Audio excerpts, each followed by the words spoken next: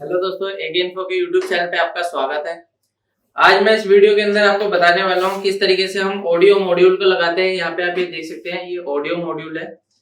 कभी कभार क्या होता है कि हमारे जो मदरबोर्ड होते हैं, तो मदरबोर्ड के अंदर ऑडियो ऐसी खराब हो जाती है जिसकी वजह से प्रॉब्लम आती है कि साउंड नहीं आ रहा है, कस्टमर लेकर आता है साउंड नहीं आ रहा है।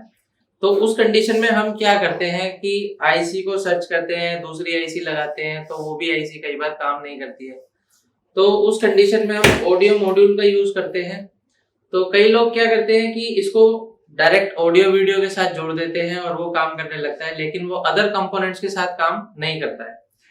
तो आज हम इस वीडियो में जानते हैं कि हमारे को अदर कंपोनेंट्स के साथ भी इसको चलाना है, तो कैसे हम इसको चलाएंगे।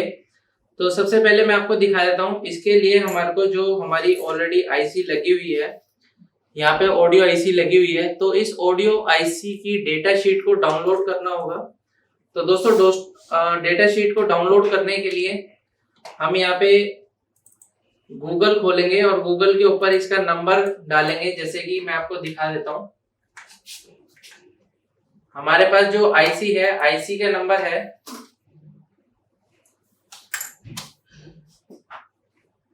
TPA3110LD2।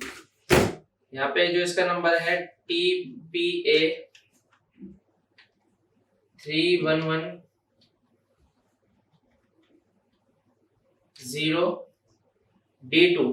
तो यहाँ पे आप ये देख रहे हैं, ये मेरे पास एक डेटा शीट दिखा रहा है। तो इस डेटा शीट को हम सबसे पहले डाउनलोड कर लेंगे। तो यहाँ पे जैसे अगर हम देखते हैं तो कई सारी वेबसाइट हमारे को देखने को मिलती है डेटा शीट की। तो मोस्टली जो डेटा शीट होती है हमारे को यहाँ पे मिल जाती है। तो किसी भी एक हम साइट पे जाके देख सकते हैं, या फिर हम इसकी अगर इमेजेस में जाते हैं तो इमेजेस के अंदर भी हमारे को इसकी डेटा शीट देखने को मिल सकती है। जैसे कि आप यहाँ पे देख सकते हैं TPA3110D0। यहाँ पे इसकी ये पीडीएफ है, और इसकी हम पीडीएफ अगर खोलते हैं तो इसको हम डाउनलोड कर सकते हैं। यहाँ पे मैं आपको डाउनलोड करके दिखा देता हूँ किस तरीके से हम इसको डाउनलोड करेंगे। यहाँ पे डाउनलोड का ऑप्शन आ रहा है,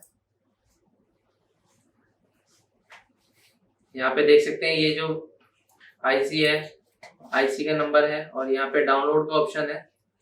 डाउनलोड पे हम क्लिक करते हैं तो ये लोकेशन मांगता है कि कहाँ पे हमारे को सेव करना है। तो हम इसको डेस्कटॉप की लोकेशन देकर सेव कर लेते हैं। अब दोस्तों हमारे को ये डाटा शीट इसकी मिल चुकी है, तो मैंने इसको ओपन कर लिया है। तो यहाँ पे ओपन करने के बाद हमारे को जो डेटा शीट के अंदर इसका स्ट्रक्चर दिखाई दे रहा है, वो ये इसका स्ट्रक्चर है। यानी कि यहाँ पे आप ये देख रहे हैं जो हमारा ऑडियो सोर्स होता है, यानी कि ऑडियो सोर्स क्या है, जो हमारे को सोर्स सीपीयू से इसको ऑडियो मिलता है। यानी कि जो ये आईसी है, ऑडियो आईसी, उसको जो ऑडियो सिग्नल मिलते हैं वो सीपीयू से मिलते हैं, और सीपीयू से ये सारे कंपोनेंट्स जुड़े होते हैं। जैसे कि एवी हो गया, एचडीएमआई हो गया, या यूएसबी हो गया, तो ये सभी जुड़े होते हैं सीपीयू से। और सीपीयू फिर इसको कमांड देता है, सिग्नल देता है, जिससे कि ये ऑडियो सिग्नल आउटपुट करती है हमारे स्पीकर में। अब दोस्तों होता क्या है कि ये आईसी तो खराब हो गई है, तो हमारे को ये अलग से अगर ये मॉड्यूल लगाना है, तो मॉड्यूल के अंदर आप देखेंगे तो क्लियरली यहाँ पे दिखाया गया है कि कैसे कैसे इसको लगाना है। जैसे कि यहाँ पे आप ये देख रहे हैं 12 से 24 वोल्ट तक आप इसको इनपुट दे सकते हैं। यहाँ पे इसको क्लियर दिखाया गया है, यानी कि इसकी जो सप्लाई पिन होती है वो 12 से 24 वोल्ट आप इसको दे सकते हैं।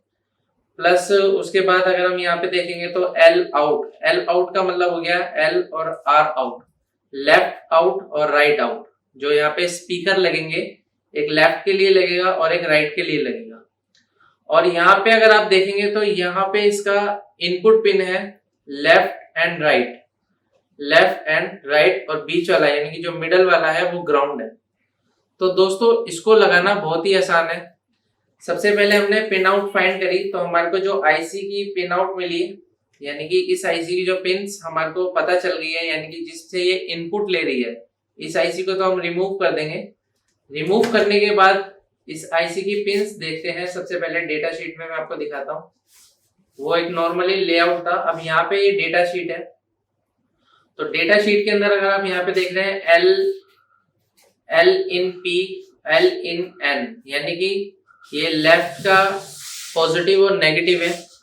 तो लेफ्ट का पॉजिटिव और नेगेटिव हम जोड़ देंगे। अपने इनपुट सप्लाई के अंदर यहाँ पे आप ये देख सकते हैं, यहाँ पे L लिखा हुआ है इनपुट में। तो लेफ्ट और राइट को, यानी कि लेफ्ट का ये हो गया हमारा नेगेटिव पॉजिटिव और ये हो गया हमारा राइट का पॉजिटिव नेगेटिव, यानी कि 11 और 12 नंबर पिन राइट के लिए हैं और यहाँ पे आप देखेंगे 3 और 4 नंबर पिन लेफ्ट के लिए हैं। तो यहाँ पे हम सीधे सीधे वायर लगाकर जोड़ सकते हैं लेफ्ट और राइट को। ये तो हो गई हमारी इस मॉड्यूल की इनपुट सिग्नल, यानी कि जो हमारे को ऑडियो सिग्नल इसको चलाने के लिए चाहिए। तो यहाँ से हम इनपुट ले लेंगे। इसकी पिनों को अगर हम काउंट करते हैं पिन नंबर 1 से, तो 3 और 4 लेफ्ट के लिए हैं और 11 और 12 वो राइट के लिए हैं। उसके बाद दोस्तों अगर हम देखते हैं, जो हमारे को इनपुट सप्लाई तो मिल जाती है, लेकिन अब आउटपुट हमारे को देखना है। आउटपुट में हम स्पीकर यहाँ पे डायरेक्ट भी लगा सकते हैं, या फिर यहाँ पे आप ये देख रहे हैं कॉइल्स लगी हुई हैं। जैसे कि स्पीकर हम यहाँ पे कनेक्ट करते हैं, तो कनेक्ट करने के लिए अगर आप यहाँ पे देखेंगे तो कनेक्टर बना हुआ है और यहाँ पे पीछे कुछ 4 कॉइलें लगी हुई हैं। तो हम यहाँ पर जंपर के थ्रू उसको जोड़ सकते हैं। अगर हमारे को ज्यादा साउंड को और फिल्टर करना है तो कॉइल के साथ जोड़ सकते हैं, नहीं तो अदरवाइज हम यहाँ पे डायरेक्टली भी ऑडियो को कनेक्ट कर सकते हैं।